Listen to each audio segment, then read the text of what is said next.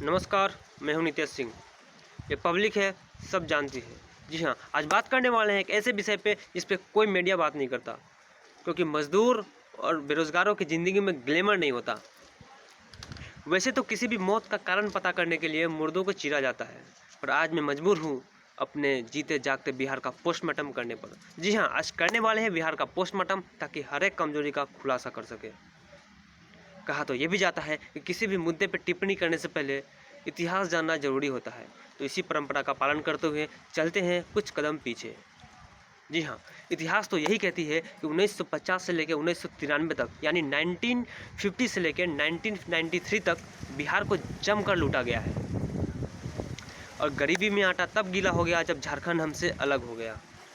जी हाँ, सही सुन रहे हैं आप, क्योंकि 80-90 का एक ऐसा दौर था जब बिहार मिनरल रिच स्टेट में नंबर 1 होने के बावजूद भी इसका कोई एडवांटेज नहीं उठा पाई। और ये वो दिन भी आ गया, 15 नवंबर सन 2000, यानी 15 नवंबर इन द ईयर 2000। जैसे ही झारखंड बिहार से अलग होती है, सारी मिनरल रिच कंपनियाँ टाटा, जमशेदपुर, बोकारो सारे हाथ से निकल गई।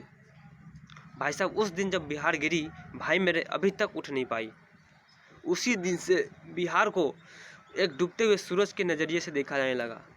इन सब के बावजूद भी बिहार कभी हार नहीं मानी। यही तो हमारी पहचान है, यही तो हमारी ताकत है। हमें गर्व है ऐसे बिहार पे जो हर साल सबसे ज़्यादा IAS और IPS पैदा करता है। हमें गर्व है ऐसे बिहार पे जिसका मैथमेटिक्स का कोई जवाब नहीं है। हमें गर्व है ऐसे बिहार पे जिसने वशिष्ठ नारायण और दशरथ मांझी को पैदा किया है। हमें दुख भी इस बात का है जहाँ के बच्चे स्टार्टअप और इनोवेशन की बात नहीं करते। हमें दुख है इस बात का जहाँ के बच्चे बिजनेस और एंटरप्रेन्योर के नाम से डरते हैं। हमें दुख है इस बात के कि अनिल अग्रवाल बिहार के होते हुए बिहार की बात नहीं करते। हमें दुख है इस बात के कि बिजनेस में रिस्क लेने की एटीट्यूड नहीं है। भाई साहब, बिजनेस का एक ही फंडा है, higher the risk, higher the profit. तो अब वक्त आ गया है अपनी सोच बदलने का, और वक्त आ गया है मेढक वाली कुएं से बाहर निकलने का। तो बहुत होगी ज्ञान की बात, बिना टाइम वेस्ट किए मुद्दे पे आते हैं। भाई साहब, 3 ऐसे मुख्य कारण, मेजर पॉइंट्स बताने वाला हूँ जिसने बिहार के मजदूरों की कमर तोड़ दी है। तो शुरुआत करते हैं। Number 1, geographical disadvantage. गौर से सुनिएगा। Number 1, geographical disadvantage. बिहार एक लैंडलॉक स्टेट है। बिहार एक लैंडलॉक स्टेट है, यानी चारों तरफ से घिरा हुआ है। इसका नतीजा ये हुआ कि बिहार को कभी भी इंटरनेशनल मार्केट में एंट्री करने का मौका ही नहीं मिला।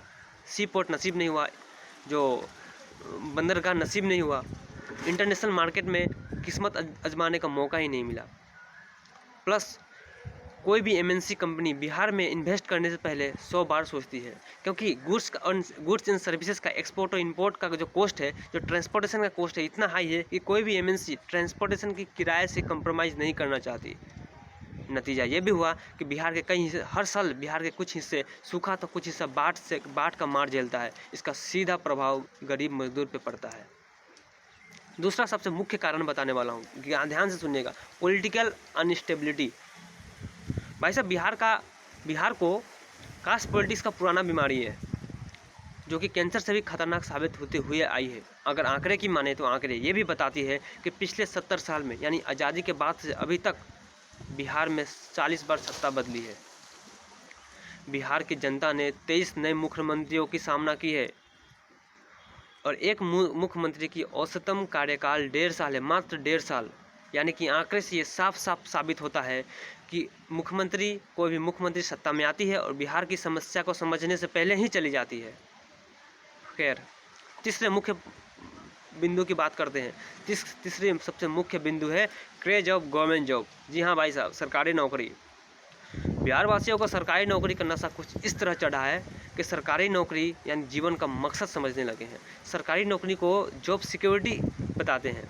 भाई साहब, बिहार के जो बच्चे हैं वो अपनी सिक्योरिटी के पीछे इतनी भागे कि उनका बिहार इनसिक्योर रह गया।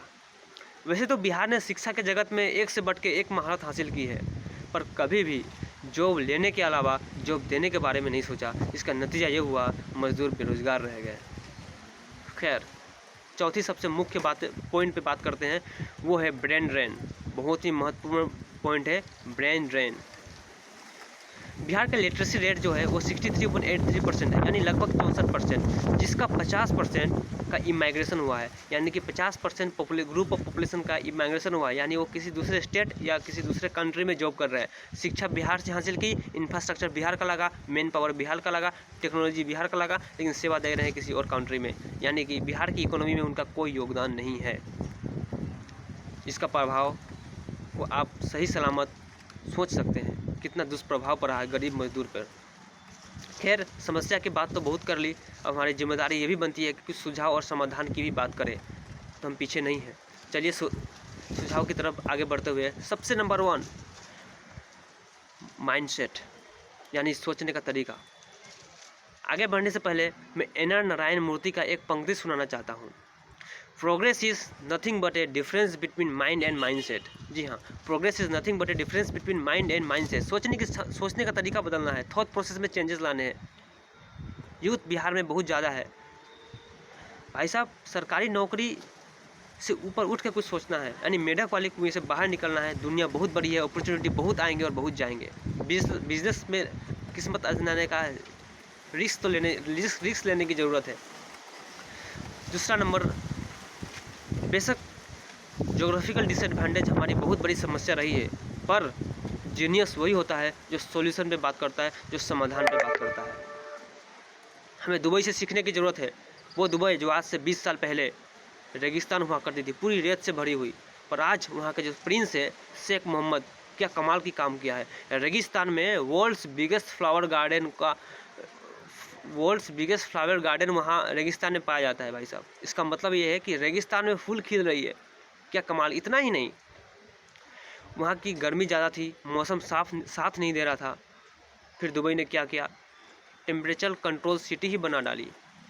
आप सोच सकते हैं, आप अभी तक सुना होगा कि एसी वाली रूम, एसी वाली घर, एसी वाली कमरा, पर उसने तो एयर कंडीशनर शहर ही बना डाली। इतना ही नहीं, कच्ची ज़मीन पे बुर्ज खलीफा खड़ा कर दिया। इससे साफ साबित होता है कि आम आदमी का सोच जहाँ ख़त्म होता है, वहाँ दुबई के जो प्रिंस है वो वहाँ से सोचना शुरू करते हैं। उनके डिक्शनरी में इम्पॉसिबल वर्ड एग्जिस्ट ही नहीं करता भाई साहब। मतलब साफ साफ पता चलता है, दुबई ये साबित कर दिया है कि किसी भी कंट्री को, किसी भी स्टेट का डेवलपमेंट के लिए रिसोर्स का होना ज़रूरी नहीं है, बल्कि एक विजनरी लीडर का होना ज़रूरी है। तो भाई बिहार, हमें दुबई से ये बात सीखने की ज़रूरत है। खैर, बहुत हो गई, सुझाव भी हो गया, समस्या भी की बात कर ली गई। अब सवाल है बिहार की सरकार से, जो कि बिहार की जनता पूछ रही है।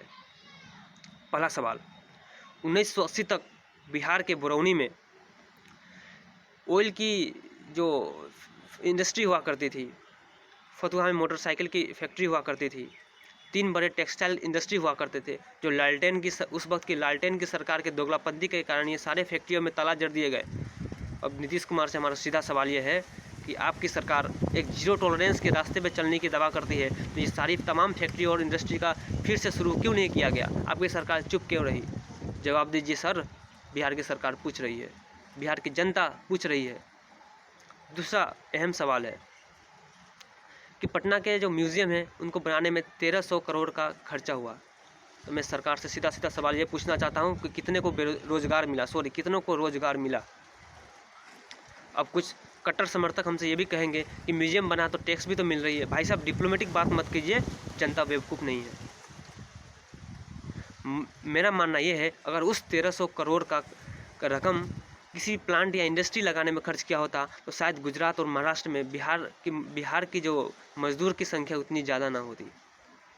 खैर, अंतिम में समस्या बहुत गंभीर है, विधानसभा चुनाव भी आने हैं, तो बिहार वासियों से मेरा एक ही अपील है कि इस बार के जो चुनाव है वो जातिवाद से उठकर, कास्ट पॉलिटिक्स से उठकर धर्मनिरपेक्ष यानी सेकुलरिज्म के रास्ते पे चलते हुए गरीब, मजदूर, किसान और बेरोजगार के न्याय के हक में वोट डालिए।